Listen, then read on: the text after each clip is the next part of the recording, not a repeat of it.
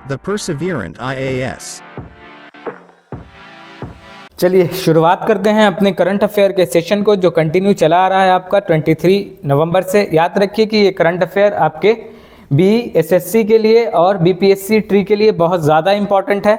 पिछले current affair को भी जितना भी आपको बताया गया है उसको भी आप ज़रूर रिकॉल कीजिएगा, जाकर वीडियो को दोबारा से देखिएगा। अगर आपने नोट्स बनाया है तो उसको कंटिन्यू कीजिएगा, क्योंकि यहाँ से क्वेश्चन आने के पूरे चांसेस है। तो आज के करंट अफेयर में हम देखेंगे कि आज क्या है।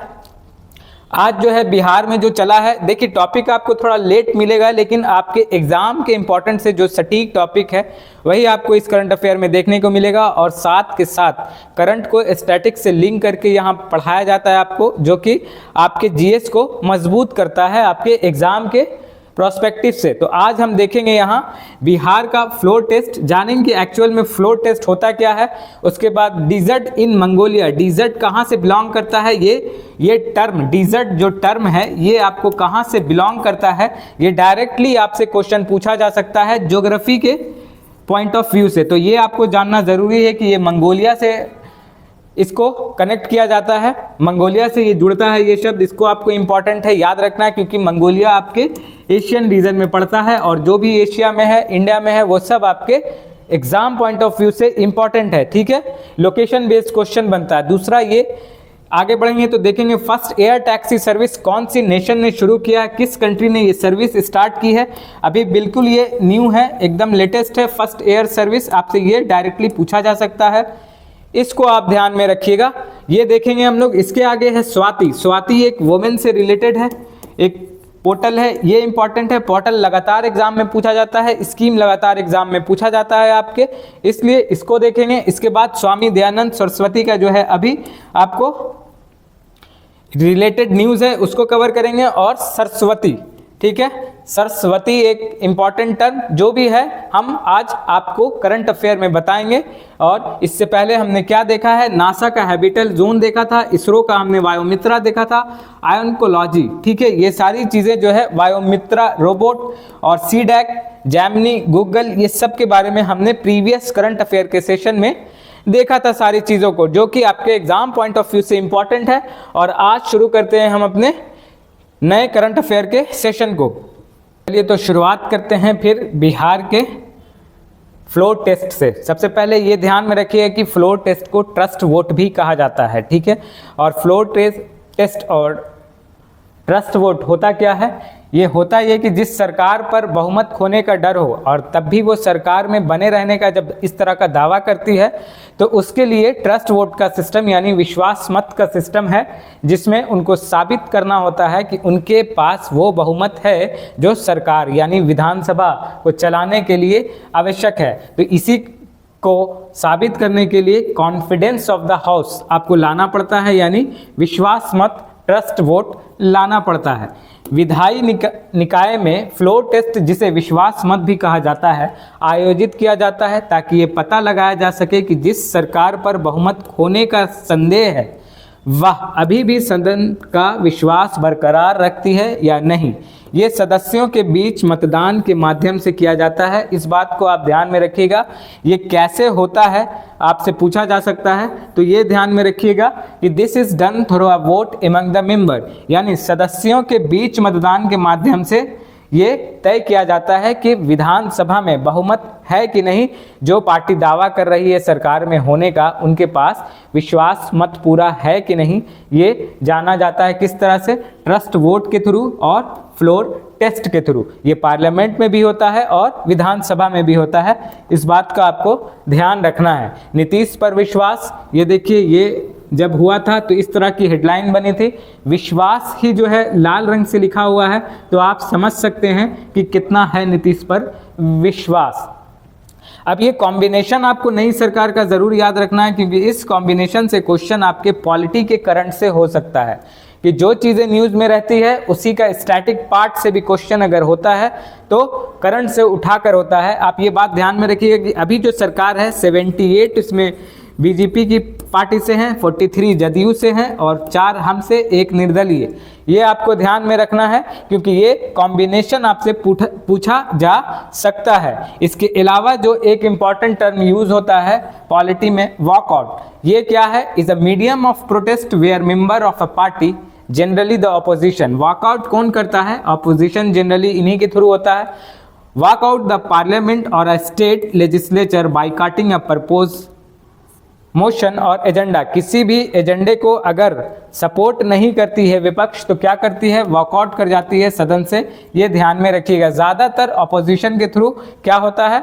वॉकआउट होता है। तो ये सारे टर्म आपके एग्जाम पॉइंट ऑफ व्यू से इंपॉर्टेंट थे जो यहाँ पर डिस्कस किया गया है। आगे देखते हैं कि दूसरा क्या है अपना टॉपिक। जैसा कि what are desert in Mongolia. Desert in Mongolia, पहली बात तो ये ध्यान में रखिएगा, ये टर्म डीजर्ट जो है एक फ्रीजिंग टेम्परेचर है, ठीक है।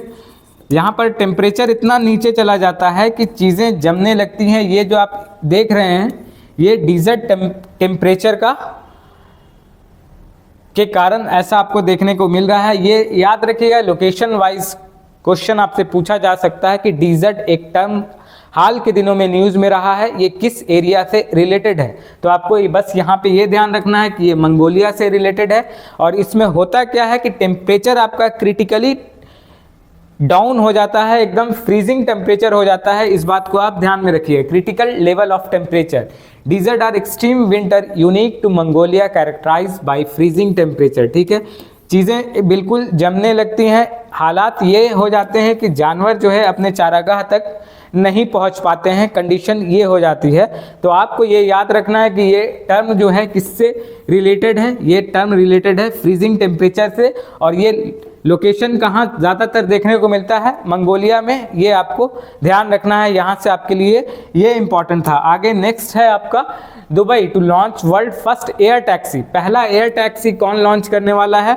तो दुबई, ये आपको याद रखना है, यानी UAE कि दुबई में पहला एयर टैक्सी लॉन्च होगा। ये अनाउंसमेंट है, अभी की खबर है। ये Dubai has inked agreement at the world government summit 2024।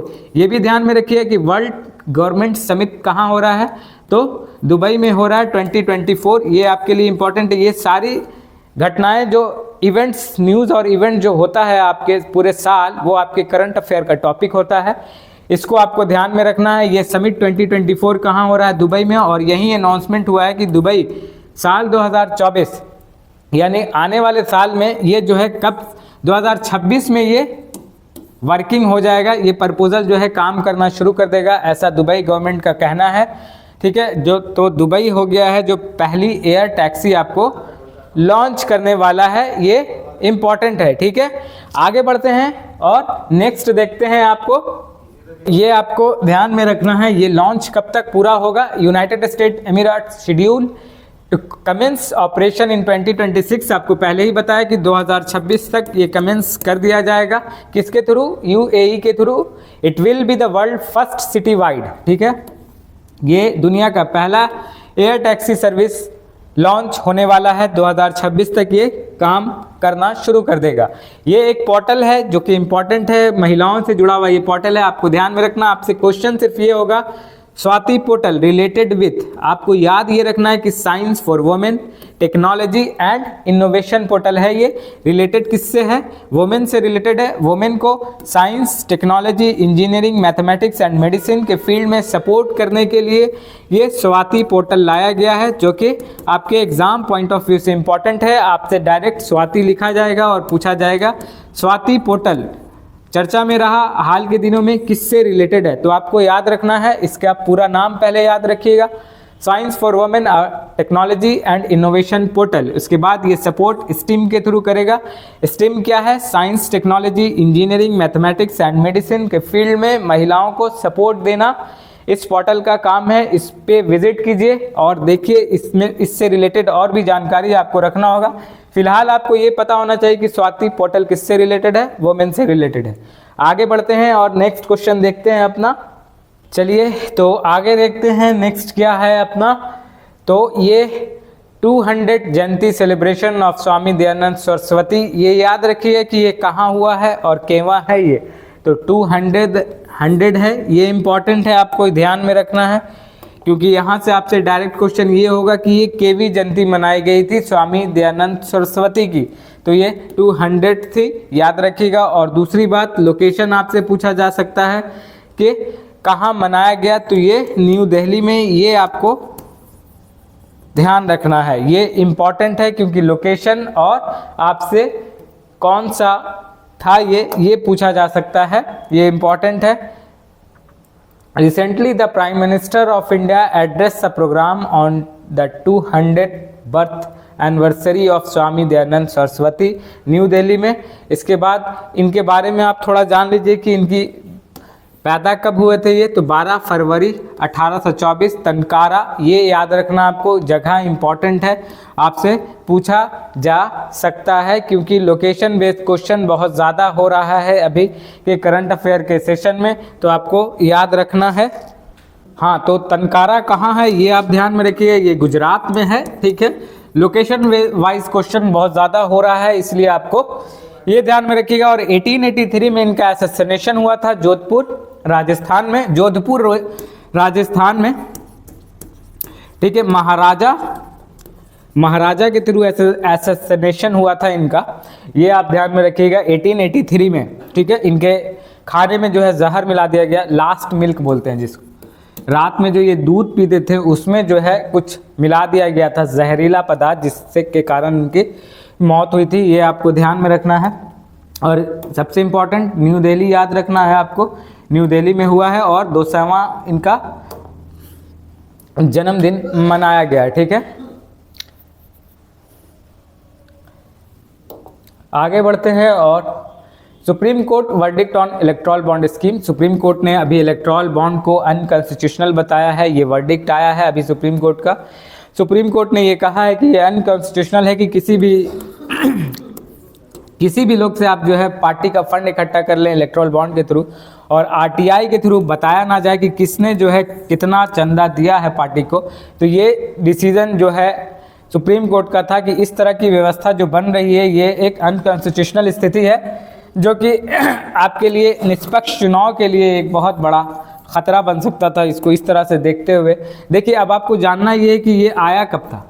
ये जो है साल 2018 में इंट्रोड्यूस किया गया था प्रधानमंत्री नरेंद्र मोदी के थ्रू सरकार द्वारा शुरू की गई चुनावी बॉन्ड प्रणाली के तहत इन बॉन्डों को भारतीय स्टेट बैंक, ये ध्यान में रखिए कि इलेक्ट्रॉल बॉन्ड इशू कौन करता था, तो इसे इशू करने वाला बैंक जो था केवल और केवल एसबीआई था, स्टेट बैंक ऑफ इंडिया से खरीदा जाना चाहिए, लेकिन गुमनाम रूप से पार्टियों को दान किया जा सकता है, ठीक है। यही गुमनामी के कारण जो है ये बहुत ज़्यादा चर्चा में था कि गुमनाम रूप से आप क्यों इसको देंगे भाई, किसी भी पार्टी को बताना ज़रूरी है कि किस कंपनी के थ्रू जो है किस पार्टी को कितना फंड मिल रहा है, ये जानना तो ज़रूरी है। तो सुप्रीम कोर्ट ने इसीलिए इसे क्या बताया था, अनकॉन्स्टिट्यूशनल बताया है, ये ध्यान में रखिएगा। आरटीआई के थ्रू जो है आपको जानकारी नहीं दी जा रही थी, किसकी, आपको इलेक्ट्रॉल बॉन्ड की, ठीक है। तो इसी कारण जो है सुप्रीम कोर्ट ने अपने वर्डिक्ट में ये कहा, Supreme Court Thursday February struck down the electoral bond scheme, EBS scheme को जो है स्टक डाउन कर दिया है। इसकी क्रोनोलॉजी को आप जरूर ध्यान में रखिएगा। क्रोनोलॉजी क्या है कि 2017 से ये शुरू हुआ और 2017 सितंबर 14 को ही ये एनजीओ के through, NGO association for democratic reforms lead petitioner move supreme court challenging the scheme, इस स्कीम को 2017 में इंट्रोड्यूस किया गया था और उसी दौरान इसको क्या किया गया, चैलेंज किया गया था सुप्रीम कोर्ट में, और इसका फैसला साल 2024 में आता है कि स्कीम सुप्रीम कोर्ट इसे अनकॉन्स्टिट्यूशनल बताकर रद्द कर देता है। आपके लिए ये जानना ज़रूरी है कि एसबीआई केवल और केवल ऐसा बैंक था जो कि ई बॉन्ड इशू करता था, ठीक है। और अब जो है इलेक्ट्रॉल बॉन्ड आपको बताना ज़रूरी है, और सुप्रीम कोर्ट ने ये भी कहा कि एसबीआई को जल्द से जल्द बताना है कि किस पार्टी को कितना जो है इलेक्ट्रॉल बॉन्ड के थ्रू चंदा मिला है, ठीक है। तो ये सारी जो टॉपिक थे आपके करंट के टॉपिक थे और इम्पॉर्टेंट है आपके एग्जाम प्रोस्पेक्टिव से, तो इनको आप ज़रूर देखिएगा, ज़रूर मेमोराइज़ कीजिएगा, क्योंकि यहाँ से आपको क्वेश्चन देखने को मिलेगा। और हम बार बार बता रहे हैं कि 23 नवंबर से करंट अफेयर डाला जा रहा है, जो कि आपके बीपीएससी ट्री और बीपीएससी 70 को फोकस करके और साथ के साथ बीएसएससी को फोकस करके बनाया गया है। उसको आप ज़रूर देखिए, शॉर्ट तरीके से बताया गया है चीज़ों को करंट से लिंक करके, जो कि आपके एग्ज़ाम में ज़रूर देखने को मिलेगा। इंडियन नेशनल कांग्रेस का जो जितने भी कॉन्फ्रेंस हुए हैं या इंडियन गवर्नमेंट के जितने भी कॉन्फ्रेंस हुए हैं, विदेश के जितने भी कॉन्फ्रेंस हुए हैं, सारी जानकारी जो है आपको करंट अफेयर में दी गई है, जिससे आपका क्वेश्चन बनेगा, तो आप उसको ज़रूर देखिएगा, ठीक है। और पढ़ते रहिए, टेस्ट सीरीज लगातार लगाते रहिए, क्योंकि टेस्ट सीरीज ही जो है आपके सफलता का कारण बनेगा। The Perseverant IAS.